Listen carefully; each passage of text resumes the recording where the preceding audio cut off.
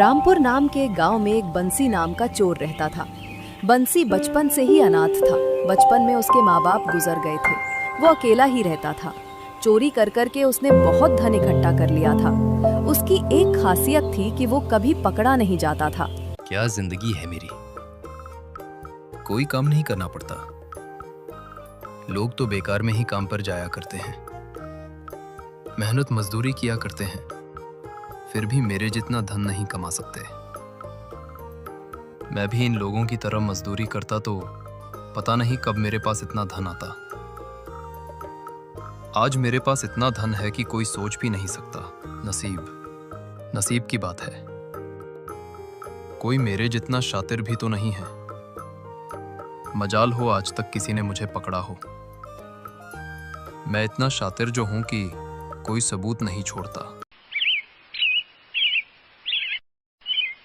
अरे शारदा, सुना है अगले हफ्ते तुम्हारी बेटी की शादी है। मुबारक हो, तुम्हारी बेटी की शादी तय हो ही गई। हाँ जमुना बहन, बहुत मुश्किल से शादी तय हुई है। तुम तो जानती हो मेरी बेटी अपाहिज है। न जाने कितने रिश्तों ने उसे ना ठुकराया होगा, लेकिन आखिरकार भगवान ने हमारी सन ही ली और उसका रिश्ता तय हो गया। अच्छा शारदा, एक बात बताओ, लड़के वालों ने दहेज तो बहुत मांगा होगा? हाँ जमुना बहन, दहेज तो बहुत मांगा है, लेकिन क्या करें, एक यही तो रिश्ता है जिसने मेरी बेटी के लिए हाँ कहा है। उसकी शादी के लिए जमीन गिरवी रखी है। शारदा, और कितने दिन बेटी को घर में बैठा कर रखोगी? और कर्ज का क्या है? आज ना कल तो उतर ही जाएगा। लेकिन ऐसा रिश्ता नहीं मिलेगा जो एक अपाहिज लड़की से शादी करने के लिए तैयार हो। और बताओ, शादी की खरीदारी हो गई? हाँ बस हो ही गई। आज गहने लेने गई थी, ले आई हूँ। अब घर ही जा रही थी। अच्छा संभाल के ले जाना, शादी के गहने हैं। ये सारी बातें बंसी सुन लेता है और मौका देखते ही उस औरत के हाथ में से गहने की थैली चुरा लेता है। चोर चोर, अरे कोई रोको उसे, कोई तो पकड़ो। बंसी इतनी तेज दौड़ लगाता है कि किसी के हाथ नहीं लगता। वो भाग जाता है। हे भगवान, ये क्या अनर्थ हो गया। मैं तो बर्बाद हो गई। अब मैं घर जाकर क्या कहूंगी, लड़के वालों को क्या कहूंगी? वो तो शादी ही तोड़ देंगे। अब तो मेरी बेटी की शादी कभी नहीं होगी। जिसने भी मेरी बेटी के गहने चुराए हैं उसे मेरी बद्दुआ लगेगी। उसका कभी भला नहीं होगा, तड़प तड़प के मरेगा। इधर बंसी गहनों को पाकर बहुत खुश हो जाता है। अरे वाह, आज तो अच्छा माल हाथ में लगा है। बंसी, तेरा तो जवाब नहीं। आज भी मुझे कोई नहीं पकड़ पाया। अभी इस गांव में रुकना सही नहीं होगा, दूसरे गांव चलता हूँ। फिर बंसी दूसरे गांव में जाकर रहने लगता है। इसी तरह बंसी चोरी करता और किसी और गांव में जाकर रहने लगता। उसका एक जगह पर ठिकाना नहीं था। एक दिन ऐसे ही बंसी बाहर बैठे बैठे एक पति पत्नी को देखकर सोच रहा था, काश मेरी भी शादी हो जाती। गांव गांव भटकते भटकते मैं भी परेशान हो चुका हूं। अगर मेरी भी शादी हो जाए तो मेरे घर में भी मेरी पत्नी आ जाएगी, घर संभालेगी। वैसे भी मेरे पास इतना धन हो चुका है कि मेरा घर बिना काम की आराम से चल जाएगा और मेरे सारे काम संभाल लेगी। ना मुझे खाना बनाना पड़ेगा, ना कपड़े धोने पड़ेंगे। मेरी तो ऐश ही ऐश होगी। बस जीवन में और कुछ नहीं चाहिए। उसी की एक कमी है, बाकी तो मेरे पास सब कुछ है। धन की तो मुझे कोई कमी नहीं है। एक दिन बंसी ऐसे ही गांव में घूम रहा होता है। तभी उसे एक साधु देखते हैं। वो उनसे जाकर पूछता है, नमस्कार बाबा, मुझे एक बात पूछनी थी। क्या मेरे बारे में बता सकते हो? हाँ, क्यों नहीं, पूछो, क्या पूछना चाहते हो? बाबा, मैं शादी करना चाहता हूँ। क्या आप मुझे बता सकते हैं मेरी शादी कब होगी? अच्छा सुनना चाहते हो तो सुनो। जिस दिन तुझे फांसी होगी उसी दिन तुम्हारी शादी होगी। क्या कह रहे हो बाबा? मुझे फांसी क्यों होगी?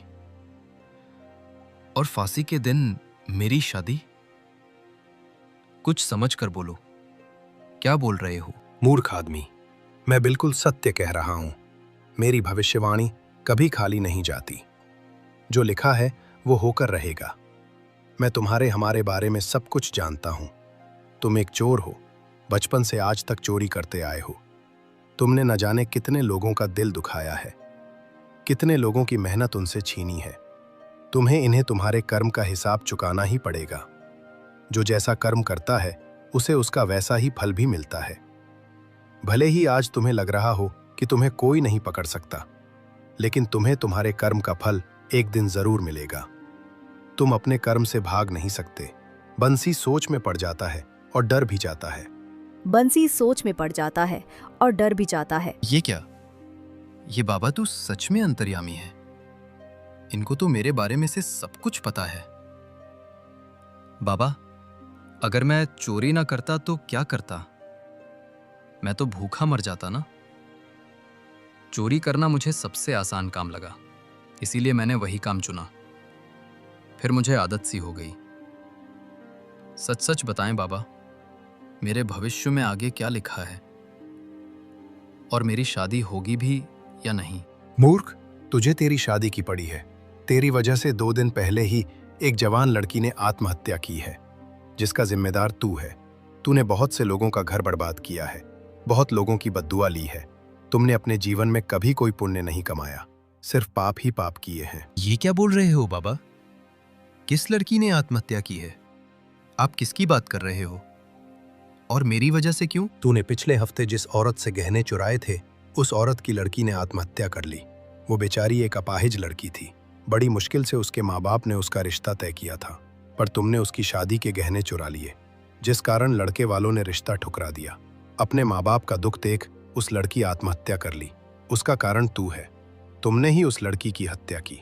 मुझे माफ कर दीजिए बाबा। मुझे नहीं पता था ऐसा कुछ हो जाएगा। मैंने तो इस बारे में कभी सोचा भी नहीं। मैंने लोगों की कभी परवाह नहीं की। मैं बस चोरी करता था और उस गांव से दूसरे गांव जाया करता था। कभी मैंने लोगों के बारे में सोचा तक नहीं कि उनके ऊपर क्या वित होगी। मुझसे बहुत बड़ा अपराध हो गया बाबा, मुझे क्षमा कर दीजिए।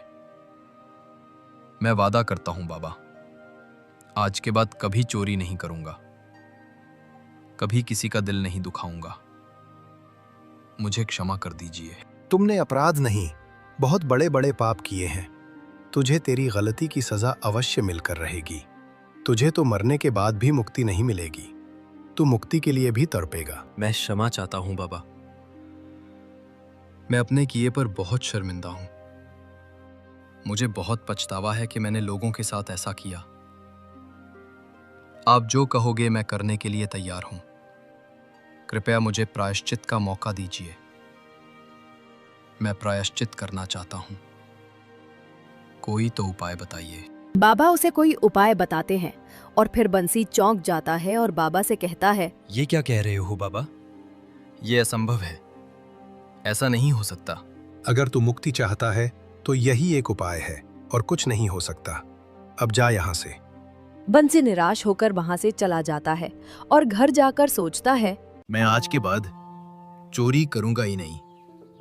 फिर देखता हूं उस बाबा की भविष्यवाणी कैसे सत्य निकलती है। अगर मैं चोरी ही नहीं करूंगा तो मुझे फांसी कैसे हो सकती है? फिर बंसी सुधर जाता है। उसने अब चोरी करना बंद कर दिया था। उसके पास इतना धन था कि उसे काम पर जाने की भी जरूरत नहीं पड़ती थी।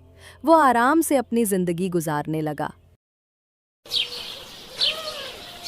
फिर एक दिन बंसी के चुराए हुए सामान में से राजा की एक माला बेचने जा ही रहा था कि रास्ते में उसके जेब से वो माला गिर जाती है और तभी एक आदमी देख लेता है और सोचता है, ये माला तो राजा की लग रही है। इसके पास कैसे? जरूर कुछ गड़बड़ है। अरे सुनो, ये माला तुम्हारे पास कैसे आई? कहां से लाए? जवाब दो। वो ये माला? वो तो मैं दूसरे गांव से लेकर आया हूं। ये माला कहीं इसी गांव की तो नहीं है? आपको गलतफहमी हुई है। अच्छा, झूठ बोलता है। चल महाराज के पास, वही बताएंगे कि माला तेरी है या नहीं। वो आदमी बंसी को लेकर राजा के पास पहुंचता है और राजा को सारी बात बताता है। राजा उस माला को देखकर ही पहचान लेते हैं और बोलते हैं, ये माला तेरी नहीं, मेरी है। और इस माला के साथ महल में से और भी सामान चोरी हुआ है, और वो भी सामान तुमने ही चोरी किया है। बहुत दिनों से महल में और गांव में चोरी हो रही है, तो तू है जो आज तक हमारी नजर से बच रहा था।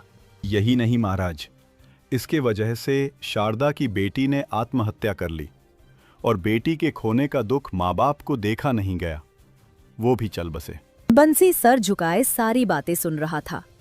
उसे पता था उसके पास बचने का कोई रास्ता नहीं। राजा को ये सुन बहुत गुस्सा आता है। वो बोलते हैं, इसे बंदी बनाकर कारागृह में डाल दो, और कल सुबह होते ही इसे फांसी दे दो। इसके लिए यही एक सजा है। इस जीने का कोई अधिकार नहीं, और तुम्हारी कोई आखिरी इच्छा हो तो बोल दो, हम उसे पूरा कर देंगे। कल सुबह होते ही तुम्हें फांसी दे दी जाएगी। मेरी आखिरी इच्छा यही है कि मैं आज की रात बंदी बनकर कारागृह में नहीं रहना चाहता।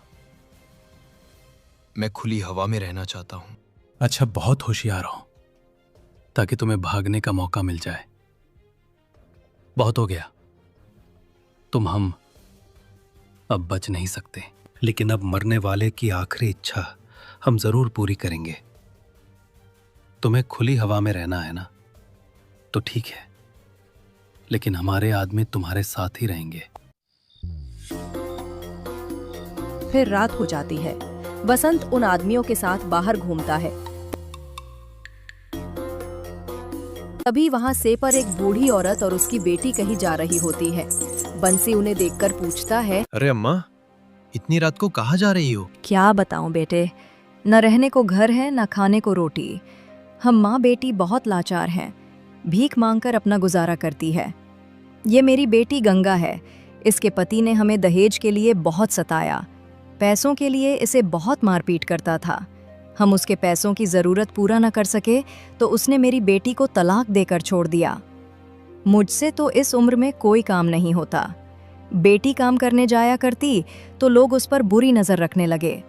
इसके पिताजी का देहांत हो गया। इतना कर्ज था कि मकान और खेत बिक गए।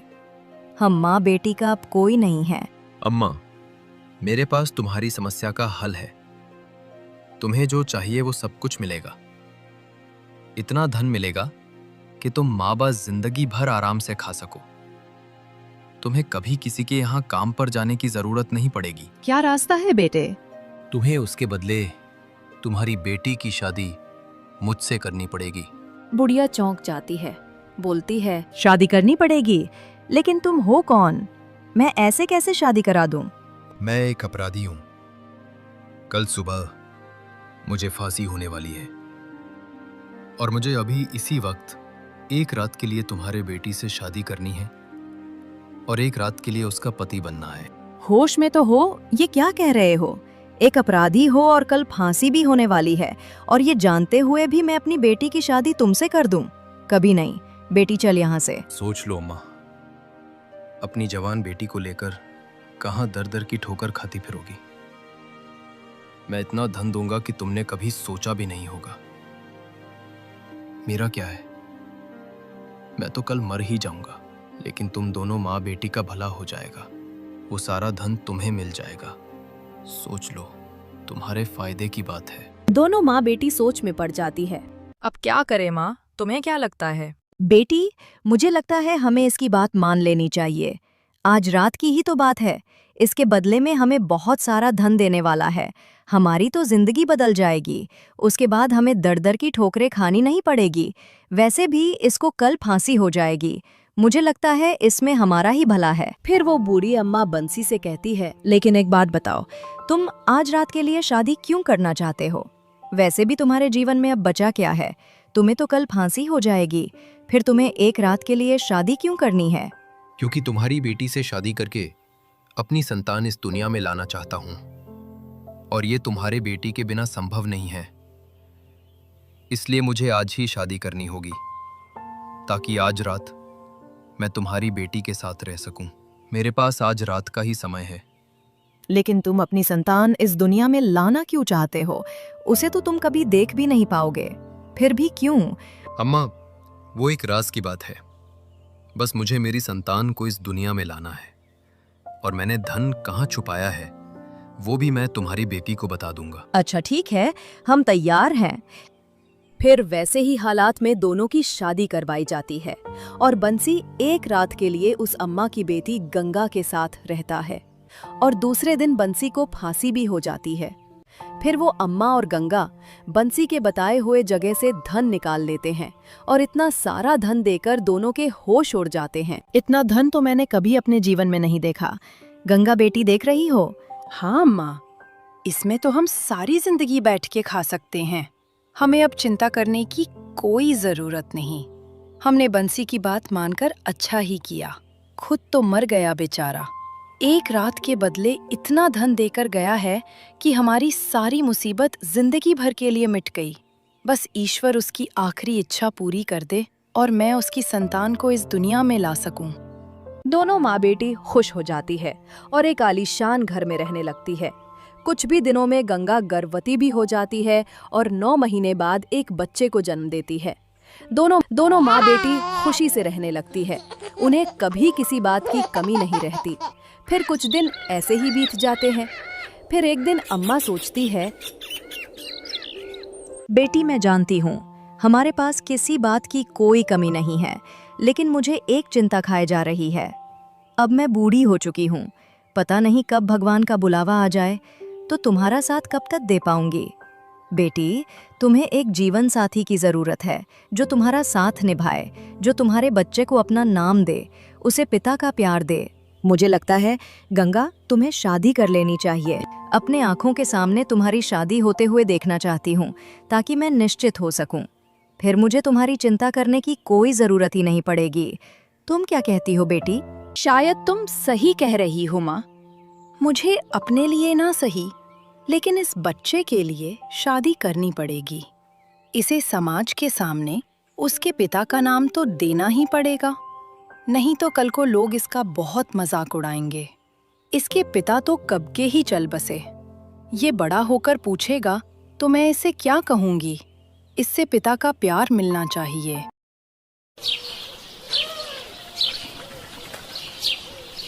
अगले दिन सुबह एक आदमी गंगा के घर आता है।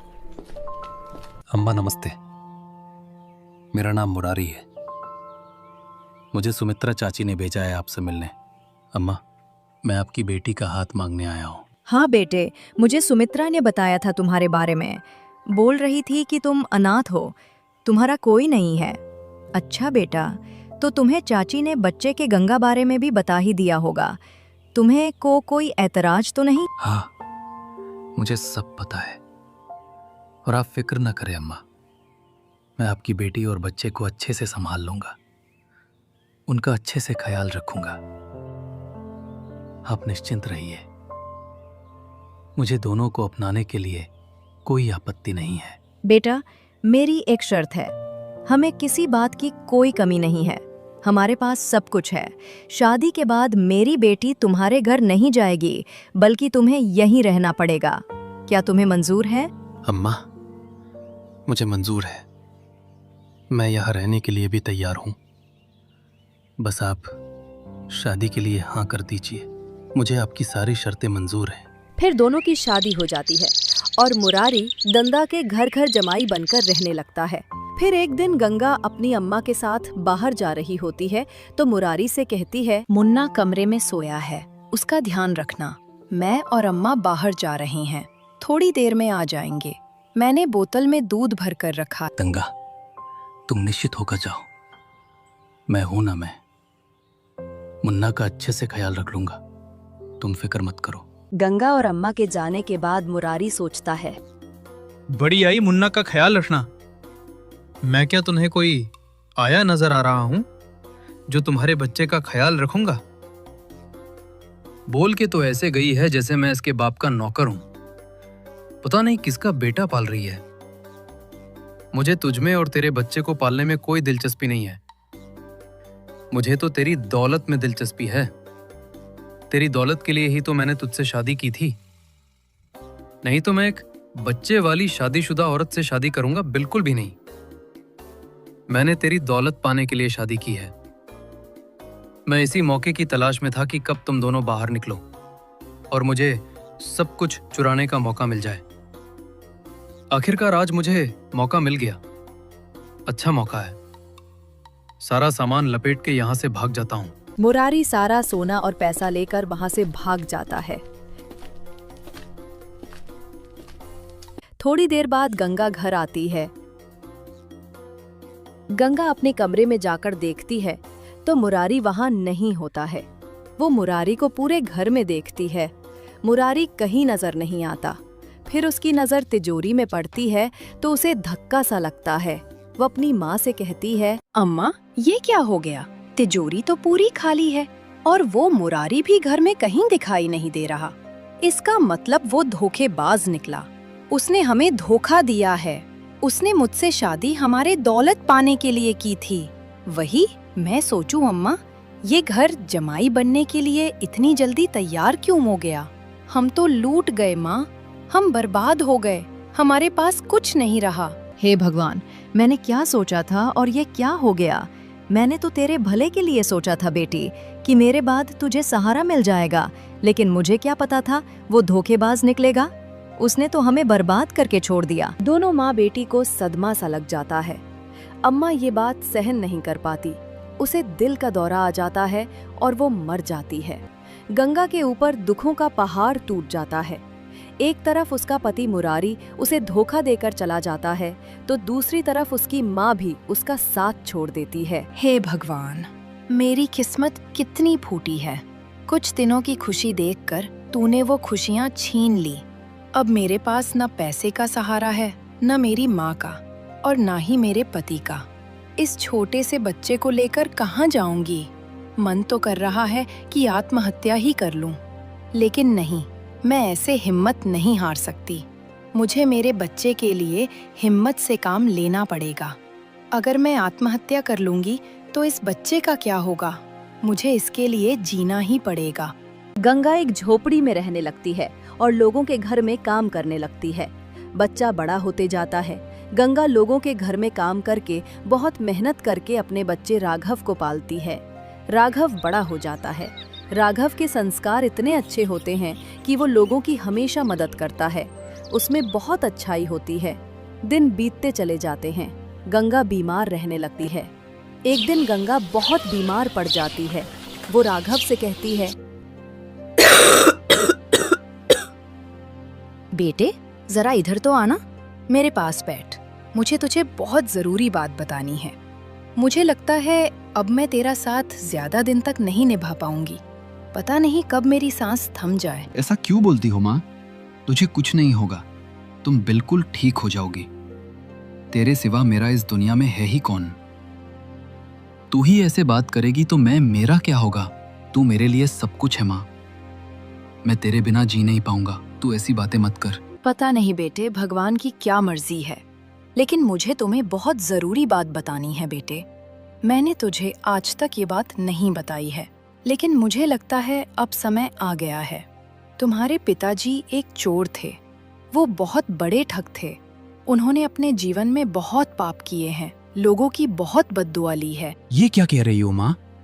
मेरे पिताजी चोर थे, लेकिन चोरी करना तो बुरी बात है ना? पता नहीं बेटा, मेरी उनसे मुलाकात उनके अंतिम समय में ही हुई, ऐसा समझ लो। मैं उनके बारे में ज्यादा तो नहीं जानती, लेकिन चोरी के चलते उन्हें राजा से फांसी की सजा मिली थी। जब उन्हें अपनी गलती का एहसास हुआ, तब वो एक बाबा ने उनकी मुक्ति के लिए एक उपाय बताया था, जो आज मैं तुझे बता रही हूँ। आज तक तुम्हारे पिता की आत्मा भटक रही है। उन्हें अभी तक मुक्ति नहीं मिली है। उन्होंने मुझसे कहा था कि तुम्हें इतने अच्छे संस्कार मिले कि तुम पाप से दूर रहो, स्मार्ग पर चलो और तुम्हारे पुण्य तुम्हारे पिताजी के पापों से कहीं ज्यादा हो। और जिस दिन तुम राजा बनोगे और फिर उनका पिंडदान करोगे, तभी उन्हें मुक्ति मिलेगी। बेटा, तुम्हें कभी जीवन में राजा बनने का मौका मिले, तब तुम अपने पिता का पिंडदान कर देना, तब तक उनकी मुक्ति नहीं होगी। मुझे नहीं पता बेटा ये कैसे संभव है, लेकिन तुम्हारे पिता ने मुझे यही बात कही थी कि एक दिन तुम राजा अवश्य बनोगे और उनका पिंडदान करोगे। राघव को ये सारे बातें सुन सदमा सा लग जाता है और इतना कहकर गंगा अपना दम तोड़ देती है। अब राघव बिल्कुल अकेला पड़ चुका है। हे ईश्वर, तूने मेरे साथ क्या किया? मुझे एक मेरी माँ का सहारा था, तूने वो भी छीन लिया। मेरी माँ के सिवा इस दुनिया में मेरा कोई नहीं था। पिताजी को तो मैंने कभी देखा नहीं, लेकिन मेरी माँ ने मुझे पिता की कभी कमी महसूस नहीं होने दी। मेरी माँ ने मुझे बहुत मेहनत करके पाला है, बहुत समस्या का सामना किया है। मैं तो पूरी तरह से अनाथ हो गया हूं। अब मेरा कोई नहीं है। तुम्हारे बिना कैसे रह पाऊंगा माँ? कुछ दिन ऐसे हैं बीत जाते हैं। फिर एक दिन राजा का बेटा खेल रहा होता है। तभी एक सांप आकर उसे डसने वाला होता है। राघव देख लेता है। वो दौड़ लगाकर उस बच्चे को बचाने के लिए जाता है, लेकिन वो बच नहीं पाता उस बच्चे को। आखिर सांप काट ही लेता है। राजा अपना बेटा खो देता है। राजा को बहुत दुख होता है। राजा 2 दिन बाद राघव को अपने महल में बुलाता है और उससे कहता है, बेटा, मैंने देखा था तुमने मेरे बेटे को बचाने की कोशिश की थी, लेकिन ऊपर वाले को शायद कुछ और ही मंजूर था। तुमने अपनी जान जोखिम में डालकर मेरी बेटे की जान बचाने चाही। तुमने अपनी जान की भी परवाह नहीं की, और मैं जानता हूं तुम्हारा इस दुनिया में कोई नहीं है। अब तो मैंने भी मेरा बेटा खो दिया है। आज से तुम मेरे बेटे हो। आज से मैं तुम्हारा पिता हूं। आज मैं तुम्हें अपने बेटे की जगह देता हूं। मेरे बेटे के सिवा और कोई संतान नहीं है। आज से तुम मेरी संतान हो। अपने आप को आज से अनाथ मत समझना। राजा राघव को अपने बेटे के रूप में स्वीकार कर लेता है और फिर एक दिन राजा की भी मृत्यु हो जाती है। उसके बाद राघव राजा की गद्दी पर बैठ जाता है। फिर राघव को उसकी माँ की बात याद आती है। तो भगवान ने इस उद्देश्य से मेरा जन्म करवाया था, ताकि मैं मेरे पिताजी का पिंडदान कर उन्हें मुक्ति दिला सकूं। भले ही मेरे पिताजी कैसे भी हों, लेकिन मुझे अपना कर्तव्य करना होगा। मुझे उनको मुक्ति दिलानी होगी। फिर राघव अपने पिता बंसी का पिंडदान करवाकर उनकी आत्मा को मुक्ति दिलवाता है। दोस्तों, आपको ये कहानी कैसी लगी हमें कमेंट करके जरूर बताएं, और ऐसे ही कहानियों को देखने के लिए हमारे चैनल टूनपुर को सब्सक्राइब कर ले। समय गांव में जोर से बारिश हो रही है।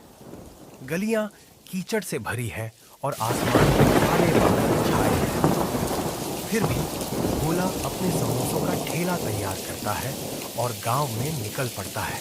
आ गया आपके गांव, आपकी गली में भोला समोसे वाला आ गया। मौसी हो मौसा, सबने खाया भोला का समोसा। जल्दी जल्दी आओ, गरम गरम समोसा खाओ। अरे बारिश हो या तूफान, भोला का ठेला तो रुकेगा नहीं। चल भोला, आज भी गांव में समोसों की खुशबू फैलानी है। लोग भूखे तो नहीं रह सकते हैं ना। बारिश में भी गर्मा गर्म समोसे सबको पसंद आएंगे। कुछ देर में बारिश रुक जाती है। कुछ लोग बाहर निकलते हैं और ठेले पर रुकते हैं। अरे भोला, ये समोसे तो गीले हो गए हैं। बारिश में तूने इन्हें ढककर क्यों नहीं रखा? स्वाद तो बिल्कुल फीका लग रहा है। अरे भाई, बारिश का मौसम है, थोड़ा तो गीला होगा, लेकिन स्वाद तो वही है, गर्मा गर्म। एक और ले लो, शायद पसंद आ जाए। नहीं नहीं भोला, ये बेकार है। बारिश में समोसे लेकर ही कर दी मैंने। अगली बार सूखे और कुरकुरे समोसे लाना, तब बात बनेगी। लगता है आज का दिन मुश्किल है, लेकिन हिम्मत नहीं हारनी। ठीक है भाई, कल और बेहतर समोसे लाऊंगा, जरूर आजमाना। भोला दिन भर मेहनत करता है, लेकिन किसी को उसके समोसे पसंद नहीं आते। बारिश की वजह से समोसे कम बिकते हैं। वो थककर और निराश होकर घर की ओर लौटता है। भोला गीला गीला घर लौटता है। उसके कपड़े बारिश से भीगे हुए हैं और चेहरा थकान और निराशा से भरा है। उसकी पत्नी सीता उसे देखकर चिंतित हो जाती है। अरे भोला जी, ये हालत क्या बना रखी है? फिर बारिश में भीगते हुए ठेला लगाने गए थे। चेहरा तो बता रहा है कि आज कुछ ठीक नहीं हुआ। समोसे बिके कि नहीं हाँ सीता, क्या बताऊं, बारिश ने सारा खेल बिगाड़ दिया। लोग समोसे खरीद तो रहे थे, पर सब कह रहे थे कि गीले हो गए हैं। स्वाद बिगड़ गया, कुछ ही समोसे बिके। मैंने तो दिन भर गलियों में ठेला घुमाया, पर मौसम ने साथ नहीं दिया। ये तो परेशानी की बात है भोला जी। अगर रोज रोज ऐसा रहा तो हमारा क्या होगा? थैले का खर्चा, घर का खर्चा, सब कैसे चलेगा? कुछ और सोचना पड़ेगा, नहीं तो मुश्किल हो जाएगी। हाँ सीता, चिंता तो मुझे भी है, पर हार नहीं माननी। कल फिर कोशिश करेंगे। शायद मौसम सुधर जाए और लोग फिर से समोसे खाने आए। बस थोड़ा सब्र रखना होगा।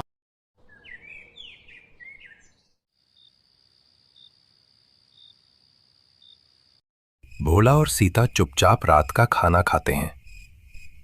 कमरे में सन्नाटा है और दोनों के मन में चिंता की लकीरें हैं।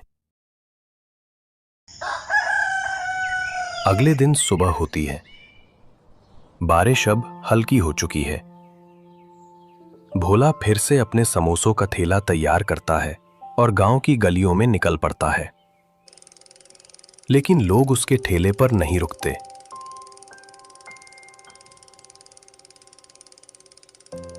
लगता है कल की बात सबके दिमाग में अटक गई। लोग शायद सोच रहे हैं कि समोसे फिर से गीले होंगे। कोई ठेले पर आ ही नहीं रहा। अरे इतनी मेहनत से समोसे बनाए और अब कोई खाने वाला ही नहीं। आ गया आपके गांव, आपकी गली में भोला समोसे वाला आ गया। मौसी हो मौसा, सबने खाया भोला का समोसा। जल्दी जल्दी आओ, गरम गरम समोसा खाओ। वो एक चौराहे पर ठेला रोककर इंतजार करता है, लेकिन घंटों बीत जाते हैं और कोई ग्राहक नहीं आता। भोला का चेहरा उदास हो जाता है। क्या करूं अब? अगर ऐसे ही रहा तो ठेला चलाना मुश्किल हो जाएगा। तभी एक बूढ़ा व्यक्ति, जिसके कपड़े पुराने और फटे हुए हैं, धीरे धीरे ठेले के पास आता है। बेटा, एक समोसा दे दे, बहुत भूख लगी है, दिन भर से कुछ नहीं खाया। बाबा, आपके पास पैसे हैं? बेटा, मेरे पास तो एक पैसा भी नहीं है, बस सोचा शायद तू कुछ दे दे। कोई बात नहीं बाबा, भूखे को खाना देना पुण्य का काम है। ये लो, गर्मा गर्म समोसा खाओ और ताकत लाओ।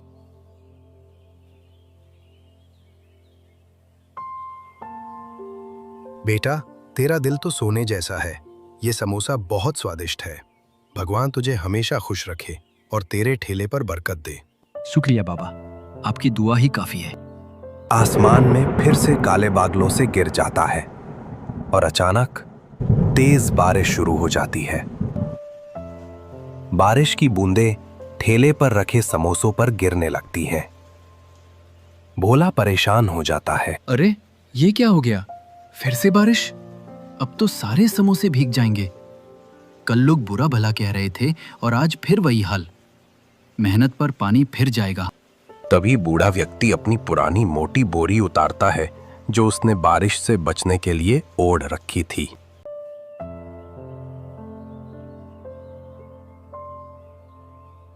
बेटा, परेशान मत हो, ये बोरी ले, इसे अपने ठेले पर डाल दे। इससे तेरे समोसे भीगने से बच जाएंगे। लेकिन बाबा, अगर मैं ये बोरी ले लूं तो आप कैसे बचेंगे इस बारिश से? आप तो खुद भीग जाएंगे।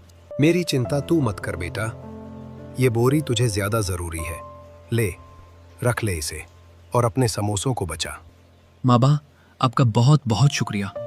आपने मेरी बड़ी मुसीबत हल कर दी। बस अपना काम करते रहे बेटा, अच्छे दिल वालों का हमेशा भला होता है। बूढ़ा व्यक्ति धीरे धीरे बारिश में चलना शुरू करता है, लेकिन अचानक वो बारिश के पर्दे में गायब हो जाता है। भोला बोरी को और मजबूती से ठेले पर बांधता है। बारिश अब थम चुकी है। एक ग्राहक, जो गांव का एक जाना माना व्यापारी है, ठेले के पास आता है। अरे भोला, तेरा ठेला तो आज भी यहीं है। मैंने सुना था कि कल तेरे समोसे गीले हो गए थे, लेकिन आज तो मौसम थोड़ा ठीक लग रहा है। चल, 2 समोसे दे दे, भूख जोरों की लगी है। हाँ भाई, आज समोसे बिल्कुल ताजा है। ये लो, गर्मा गर्म।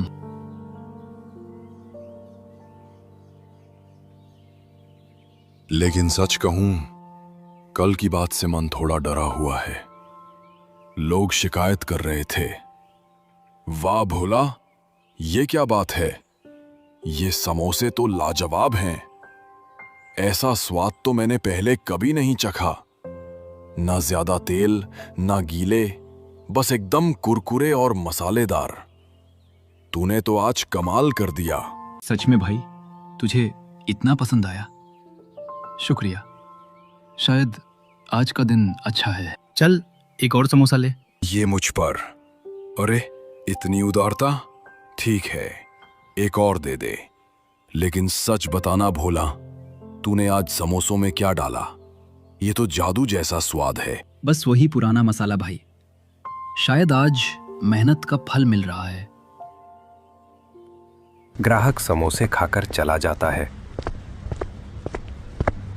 और रास्ते में मिलने वालों से भोला के समोसों की तारीफ करता है।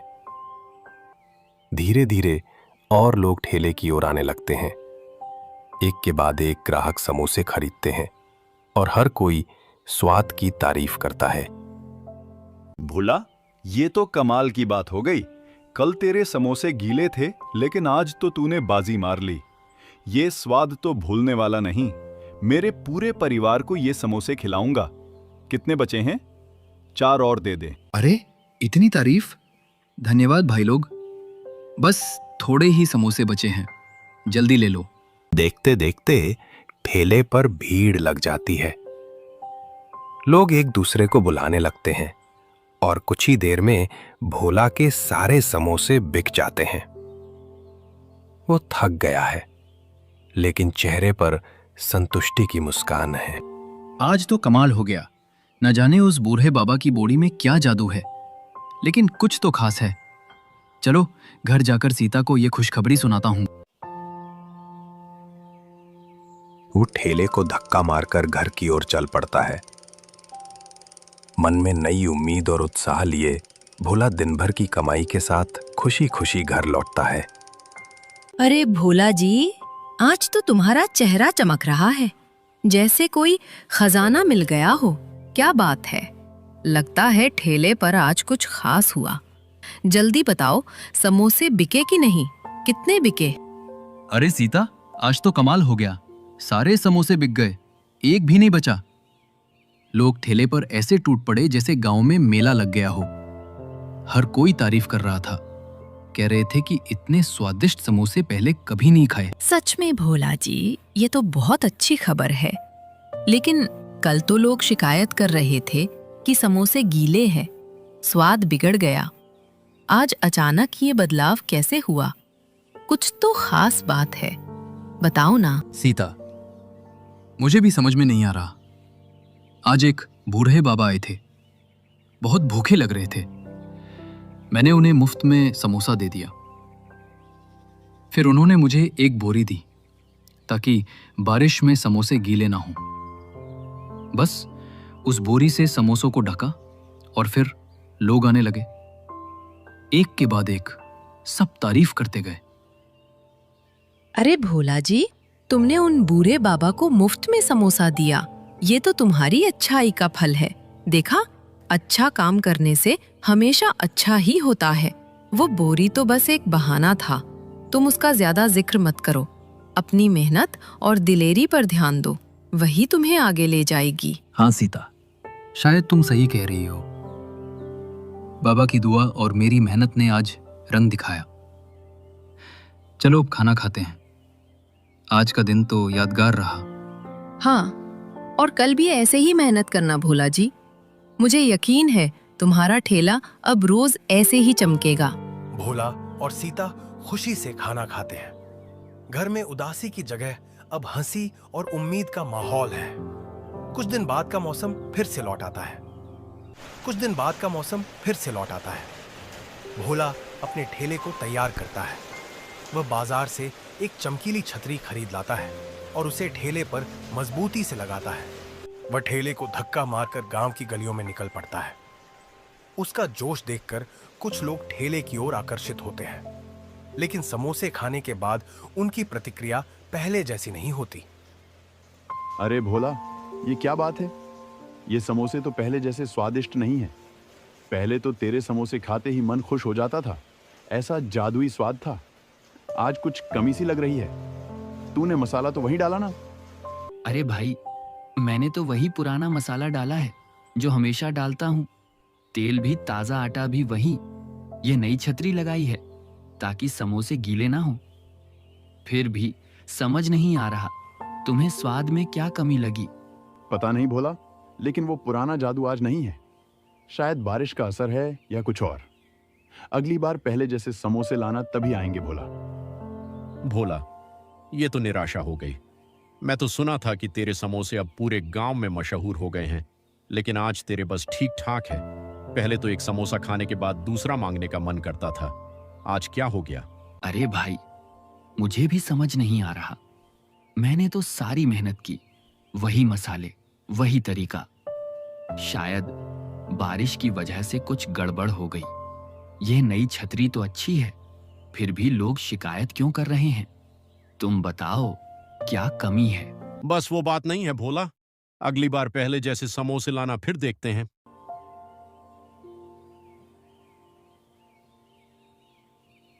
दिन बीतता है और ठेले पर भीड़ नहीं लगती। भोला के ज्यादातर समोसे बिकते नहीं और वह परेशान हो जाता है। वह चौराहे पर ठेला रोक कर सोच में डूब जाता है। ये क्या हो गया? छतरी तो बढ़िया है, समोसे गीले भी नहीं हुए। फिर लोग शिकायत क्यों कर रहे हैं? पिछले कई दिन सब कुछ ठीक चल रहा था, लोग तारीफ कर रहे थे। आज अचानक ये क्या हो गया? वो गहरी सोच में पड़ जाता है और उसे उस बूढ़े बाबा की बोरी याद आती है।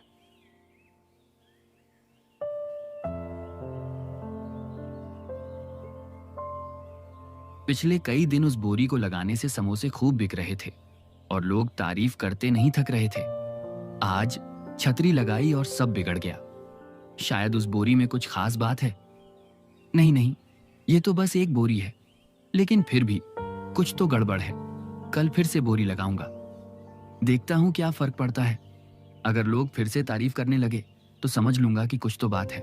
भोला तुरंत घर लौटता है, छतरी को हटाता है और फिर से उस बूढ़े बाबा की बोरी को ठेले पर लगाने का फैसला करता है। भोला बूढ़े बाबा की बोरी ठेले पर लगाता है। छतरी हटाकर वह ठेला लेकर गांव की गलियों में निकलता है। बोरी समोसों को ढके हुए है। चौराहे पर ठेला रुकते ही एक ग्राहक आता है, समोसा खाता है और तारीफ करता है। खबर फैलती है और ठेले पर भीड़ लग जाती है। लोग समोसों की तारीफ करते हैं और जल्दी ही सारे समोसे बिक जाते हैं। भोला थका हुआ लेकिन खुश है।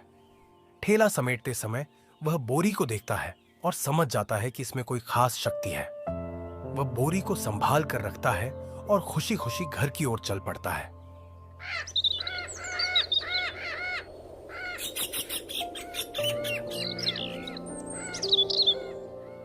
वह घर के बाहर एक चारपाई पर बैठकर थोड़ा आराम कर रहा है। तभी उसका दोस्त राजू उसके पास आता है। भोला भाई, थोड़ा वक्त है, मुझे तुमसे कुछ बात करनी है। अरे राजू, बैठ, क्या बात है? चेहरा तो ऐसा लग रहा है जैसे कोई बड़ी मुसीबत आ गई हो। बता, क्या हुआ? भोला भाई, सच कहूं तो मैं बहुत परेशान हूं। कई दिनों से कोई काम नहीं मिल रहा। बाजार में कोई दुकानदार मुझे रखने को तैयार नहीं। घर का खर्चा चलाना मुश्किल हो गया है। सोचा तुमसे बात करूं, शायद तुम अपने ठेले पर मुझे रख लो। थोड़ा बहुत हाथ बटा दूंगा, कुछ काम कर लूंगा। राजू, मैं तुम्हारी परेशानी समझता हूं, लेकिन सच कहूं, मेरे ठेले पर अभी इतना काम नहीं है कि किसी को रख सकूं। मैं और सीता मिलकर सब संभाल लेते हैं। तुम तो जानते हो, ठेला छोटा सा है और अभी तो बस किसी तरह गुजारा चल रहा है। हम समझा भाई, फिर भी सोचा था शायद तुम कुछ मदद कर सको। कोई बात नहीं, मैं कुछ और देखता हूँ। अरे राजू, टेंशन मत ले, तू मेहनती है, तुझे जल्दी ही कुछ काम मिल जाएगा। बस हिम्मत रख और गांव में इधर उधर पूछता रह, कुछ ना कुछ जरूर निकलेगा। राजू चुपचाप सिर हिलाता है और निराश होकर चला जाता है। भोला उसे जाते हुए देखता है और उसके मन में राजू की परेशानी के लिए थोड़ा दुख होता है, लेकिन वह अपने ठेले के काम में व्यस्त है। राजू अपने घर लौटता है और अपनी पत्नी से बात करता है। भोला ने मुझे काम देने से मना कर दिया। कहता है ठेले पर इतना काम नहीं है, लेकिन मैंने देखा है कभी उसके समोसे बेकार हो जाते हैं और कभी एकदम से इतने स्वादिष्ट कि सारा गांव तारीफ करता है। अब तो उसका ठेला रोज चल रहा है। पता नहीं वो क्या जादू करता है। मुझे तो लगता है उसमें कुछ राज है। सच में? फिर तो तुम्हें पता लगाना चाहिए राजू। शायद उसने कोई खास तरीका ढूंढ लिया है। तुम उसका पीछा करो, देखो क्या माजरा है। राजू के मन में शक और लालच जागता है। वह भोला के ठेले के रहस्य को जानने का फैसला करता है और उस रात वह भोला के घर के बाहर चुपके से खड़ा हो जाता है, यह सुनने के लिए कि भोला और सीता क्या बात करते हैं। वह उन दोनों की सारी बातें सुन लेता है। अगले दिन सुबह जब भोला अपना ठेला तैयार कर रहा था, राजू जब भी बोरी को चोरी कर लेता है। राजू अपने घर पहुंच चुका है, बोरी को जमीन पर रखता है। उसकी पत्नी भी वहां है। अब देख क्या कमाल दिखाता हूँ। ये वही बोरी है जो भोला को अमीर बना रही है। बोरी बोरी चल आटा निकाल। कोई जवाब नहीं आता। बोरी शांत पड़ी है। बोरी बोरी सोना निकाल। अरे कैसी बोरी है ये? आग कुछ भी तो नहीं कर रही, एक पत्थर तक नहीं निकाल सकती। सोना तो दूर की बात है। तभी बोरी से ढेर सारे पत्थर निकलते हैं और दोनों पर गिर जाते हैं। दोनों पत्थरों में दबे पड़े हैं। भोला को उसकी ईमानदारी और दयालुता का इनाम मिला, जबकि राजू को अपनी चोरी और लालच की सजा। यह कहानी हमें सिखाती है कि जो दूसरों की भलाई करता है, कुदरत खुद उसकी मदद करती है, और जो छल करता है उसका अंत हमेशा बुरा ही होता है। तो दोस्तों, कैसी लगी आपको ये कहानी हमें कमेंट करके जरूर बताइए। और ऐसी ही मजेदार कहानियां देखने के लिए हमारे चैनल टूनपुर को सब्सक्राइब कर लें। धन्यवाद।